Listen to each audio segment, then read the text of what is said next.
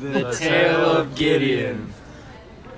By Jenna, Brayden, Jacoby, Caden, and Smith.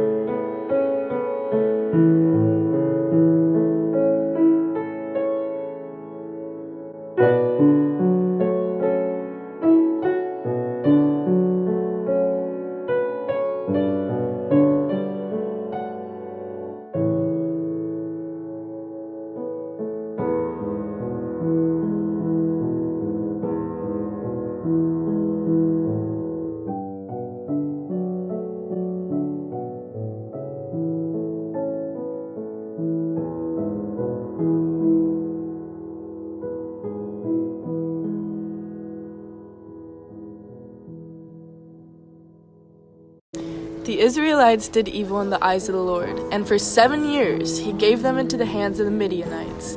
Because the power of Midian was so oppressive, the Israelites prepared shelters for themselves in mountain clefts, caves, and strongholds.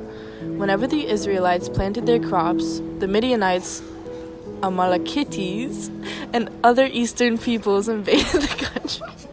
They camped on the land and ruined the crops all the way to Gaza and did not spare a living thing for Israel. Neither sheep, nor cattle, nor donkeys. They came up with their livestock in their tents like swarms of locusts. It was impossible to count them or their camels. They invaded the land to ravage it.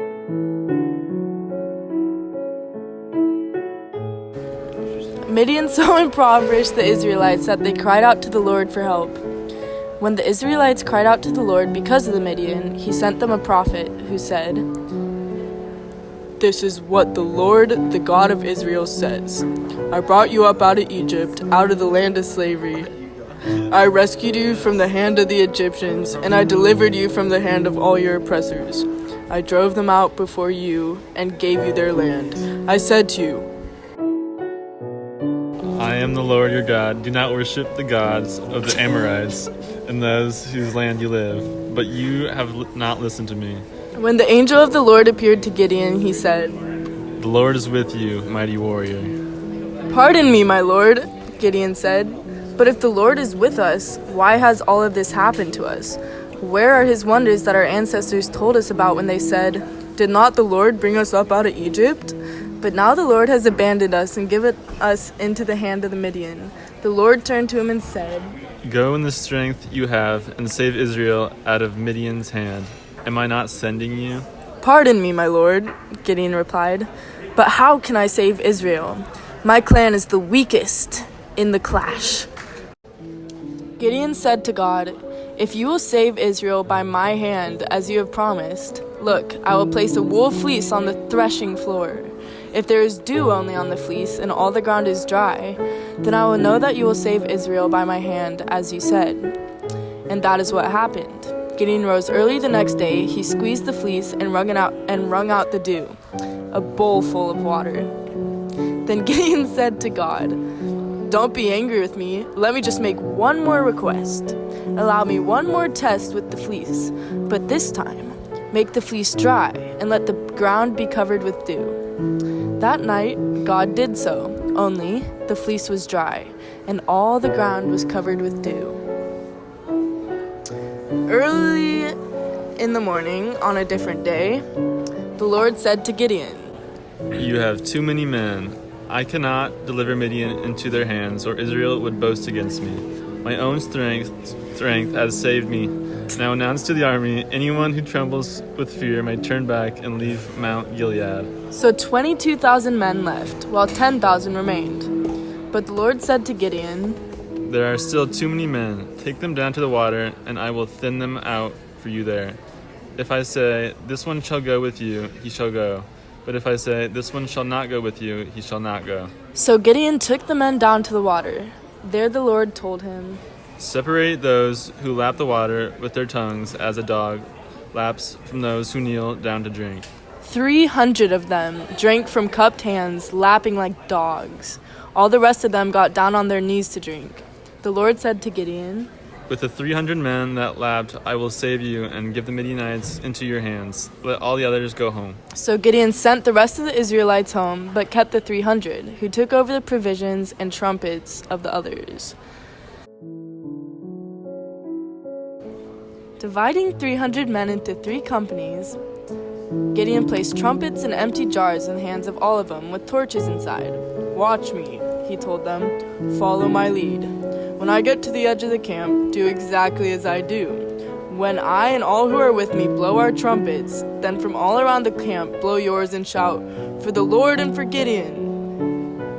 Gideon and 300 men with him reached the edge of the camp at the beginning of the middle watch, just after they had changed the guard. They blew their trumpets and broke the jars that were in their hands and set everything on fire. The 3 companies blew the trumpets and smashed the jars, grasping the torches in their left hands and holding in their right hands the trumpets they were to blow. They shouted, A sword for the Lord and for Gideon! While each man held his position around the camp, all the Midianites ran, crying out as they fled. When the 300 trumpets sounded, the Lord caused the men throughout the camp to turn on each other with their swords. The army fled to Beth Shittah. Is that what it's called? To Beth Shittah towards Zerah, and as far as the border of Abel Meholah near Tabith. Israelites from Naphtali, Asher, and all Manasseh were called out, and they pursued the Midianites. Gideon sent messengers throughout the hill country of Ephraim, saying, Come down against the Midianites and seize the waters of the Jordan ahead of them as far as Beth-barah. So all the men of Ephraim were called out, and they seized the waters of Jordan as far as Beth-barah. They also captured 2 of the Midianite leaders, Oreb and Zeb. They killed Oreb at the rock of Oreb, and they killed Zeb at the winnowpress of Zeb. They pursued the Midianites and brought the heads of Oreb and Zeb to Gideon, who was waiting by the Jordan. The end. Wine press, winner press. Winner press. I'm seeing. It is wine press. It's alright.